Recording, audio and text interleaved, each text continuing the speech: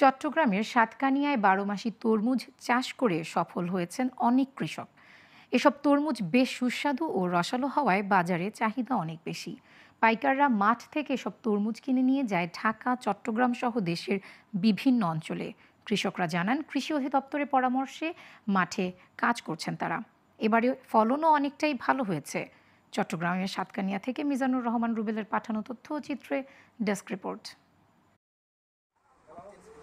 সাতকানিয়া উপজেলার ছদাহা ইউনিয়নে ১২ মাসি তরমুজ চাষ করে সফলতার মুখ দেখেছেন প্রান্তিক কৃষকরা। এখানে পাকিজা, ব্ল্যাকবেরি ও মার্সালো নামের ৩ জাতের ১২ মাসি তরমুজ চাষ করেন তারা। সরজমিনে দেখা যায় প্রতিটি ক্ষেতে মাচায় ঝুলছে তরমুজ। কৃষকরা জানান, এক একটি তরমুজের ওজন ২ থেকে ৮ কেজি পর্যন্ত হয়। তাই মাচায় ঝুলে থাকা তরমুজগুলো বেঁধে রাখতে হয় নেটের ব্যাগে।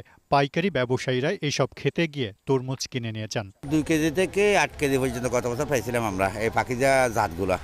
আর যেগুলো ব্ল্যাক বেবি কালোটা, এইটা হলো সর্বোচ্চ ৪.৫ কেজি। পাইকারেরা ঢাকা এবং কক্সবাজার, আমিরাবাদ, কেরানীহাট, ফদুয়া এইখানে পাইকার থেকে নিয়ে দেয়। কৃষি অফিস থেকে সর্বপ্রথম ভাই আমাদের এই তরমুজ খেতের বীজ লাগা পর্যন্ত আমাদের সাথে ছিল, লাগাই দিছে, কিভাবে লাগাবেন, কি করবেন সবগুলো দেখা দিছে। উপজেলা উপসহকারী কৃষি কর্মকর্তা জানান, ২০২১ সালে প্রথম একজন কৃষক ১২ মাসি তরমুজ চাষ শুরু করেন। তার সফলতা দেখে অনেক কৃষক ১২ মাসি তরমুজ চাষে উদ্বুদ্ধ হন। ২০২১ সালে সর্বপ্রথম এটি চাষ করা হয়েছে।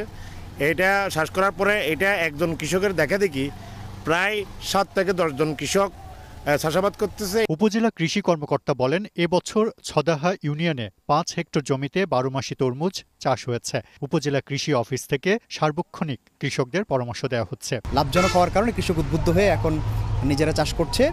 আমাদের উপজেলা কৃষি অফিস থেকে সার্বক্ষণিক উপসহকারী কৃষি কর্মকর্তাদের মাধ্যমে এই সবসময় তাদেরকে পরামর্শ সেবা এবং প্রযুক্তিগত সেবা দেওয়া হচ্ছে। এ ধারা অব্যাহত থাকলে সাতকানিয়ার কৃষকেরা ১২ মাসি তরমুজ চাষ করে স্থানীয় চাহিদা মিটিয়ে রপ্তানি করতে পারবেন, এমনটাই মনে করছে স্থানীয়রা। Global television news desk. শেষ করব সংবাদ সারা দেশে।